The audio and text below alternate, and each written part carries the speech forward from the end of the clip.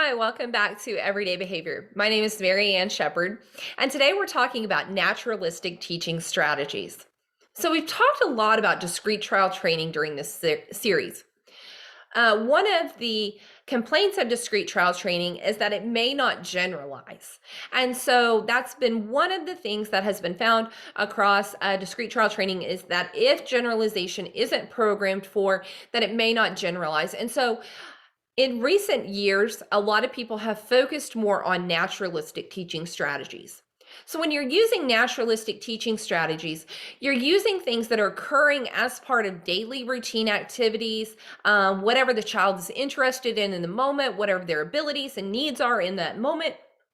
And you're really using their motivation and their interest as teachable moments. And so when you're teaching things in the natural environment or you're teaching things that they're currently motivated on learning, then it may work to generalize during the teaching process. And so you can kind of streamline your teaching, or you spend less time having to program for generalization.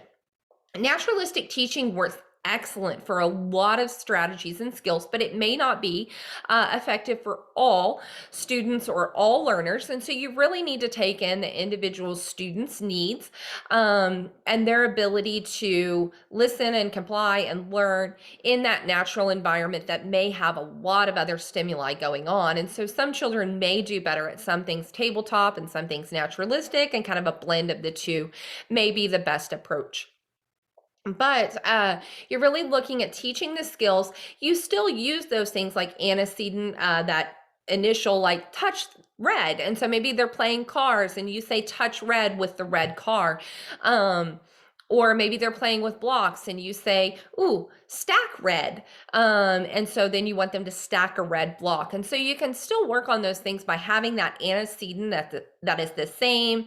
Of course, you're still going to do data collection, record the behavior, and deliver consequences. So when you're looking at your naturalistic teaching contexts, you want to be looking at learner-directed activities. And so maybe they're looking or playing with the little farm animals, and you say, oh, grab cow or pick up cow, or which animal says oink oink. And so maybe they're looking at an animal book, and so you work on cow or animal noises with that. Or if you're looking at a book and maybe working on letters or something like that, colors, all of these things can be done as they are interested in whatever it is. But you're really focusing not on all the possible teaching opportunities within those learner-directed activities, but you're really honing in on specific skills like letters or red or animal names. You can also look at routine activities. These are routine activities that are going to occur throughout the day. So this could be things like dressing, meal times, greetings, like when they're walking in the door, when they meet somebody new. There are a lot of natural opportunities for greetings. Could be hand washing. You're working on that behavior chain for hand washing. And so there are a lot of things that you can do. Also, you can do some more discrete opportunities. So snacks happen a lot during the day or meal times. Instead of handing the entire snack or the entire meal to the child, you can only give them 3 at a time and then work on asking for more. So maybe they're eating fruit snacks or Cheerios or, some of those Gerber puffs or whatever it is. And instead of giving them a handful, you can hand them just a few, and that creates more opportunities to request more during the snack than if you were just to hand them all at once, or maybe even requesting something specific. So you have 2 items, and maybe you have some goldfish and some Cheerios, and more goldfish, more Cheerios, and so requesting a specific snack as well. Or instead of setting their drink cup right in front of them where they can have a drink, and you want them to work on requesting milk or juice, give them a drink and then set the cup over next to you, so they have to say juice or milk or whatever, water, to get the cup in front of them to take a drink. And you still want to use prompting strategies. So if they're not requesting, but you know that they want it, you don't want to just say, okay, well, we're going to sit here. You may work on gestural. So maybe you're working on pointing. If they can't verbalize it, maybe you're working on them pointing to it, but that's an excellent time to use like a physical prompt or maybe a gestural prompt to get them to point to the snack that they want, you know, making a choice out of 2 snacks. So there are a lot of naturalistic opportunities there. You can also have some more planned activities. So rather than just walking into a free play area, maybe you set up some toys in advance that you know that the child might be interested in. And so maybe you want to work on imitation. And so you may set out the cars, the trains, and the dolls in the free play area. And then you can imitate with cars, you can imitate with trains, you can imitate with dolls. And so if you're working on imitation rather than just working with a car, you set out several activities that may be easy for imitation, and then you look to see what the child is interested in. If you want to work on requesting more, and that's one of the goals that you may be working on, maybe you go out and you work on the swing or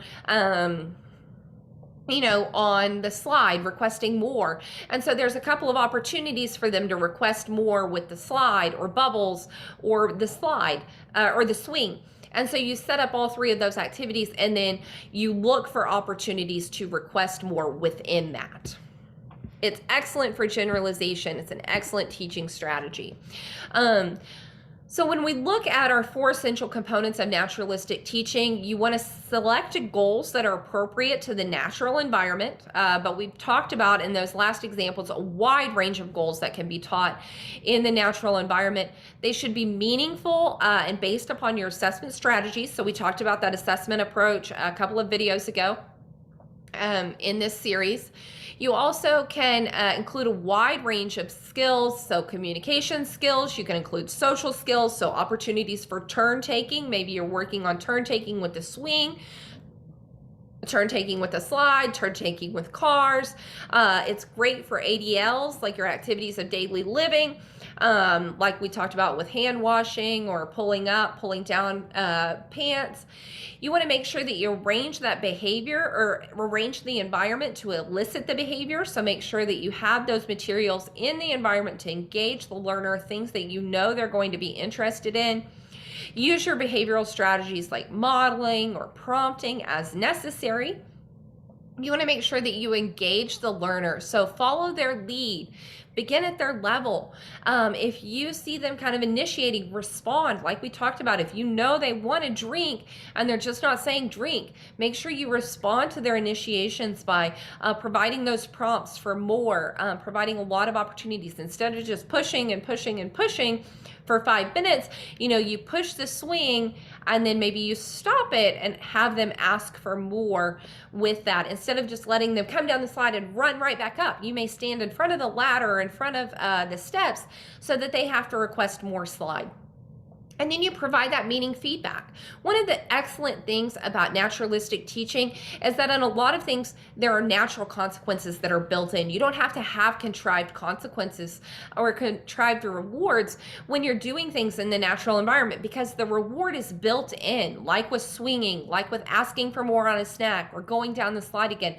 The feedback is built in, but your feedback is allowing them access to it, or even just your verbal smiles and praise and attention as you're playing. You can ask for more tickles. You can ask for a lot of things. And then you still want to make sure that you're recording and collecting data. So every time there is that opportunity, that's a trial. Every time there's a trial, you record, did they request more? Or did it require a prompt? Did they say the wrong word? So maybe they wanted milk and milk was what was in the cup and they said cracker, and that was the incorrect response. And so you had to provide error correction for that. So just make sure you're recording and collecting data. If you're working on sharing and instead of saying my turn or saying please, they hit the child or they just rip the child out of, or rip the toy out of the child's hand, that's an incorrect response. And so you still want to record those correct and incorrect responses despite it being in the naturalistic environment. Here is a video just for the ease of creating videos.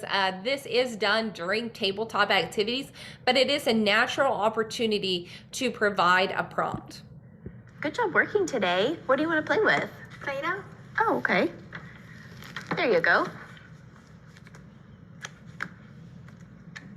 Oh, you can ask for help. Are you going to help me? Yeah, good job asking. Oh, there we go. Okay, so you can see in that video that the student showed the motivation that she wanted to play with Play-Doh. So she requested Play-Doh, but she needed prompted to ask for help. And so a lot of times asking for help is a skill that is very difficult, even for our most verbal behaviors or sometimes our higher functioning kids. Asking for help is a skill that does have to be developed. And so here is a natural opportunity, rather than just saying, oh, let me help you, or letting the child continue to struggle. She used that natural opportunity. Instead of just handing the Play-Doh already opened to the child, she handed the Play-Doh to the child, knowing that she would need help, and she waited for her, provided the prompt for her to ask for help. So an excellent opportunity there to prompt asking for help in a natural situation with student motivation. So again, with all of our videos, thank you to the Oklahoma State Department of Education, who helps in part to fund these. And you can find additional information on our website at everydaybehaviors.com. We do encourage you to like or follow us on Facebook and hit the red subscribe button below. Thank you so much for watching, and continue to watch for new videos and new information as it's released.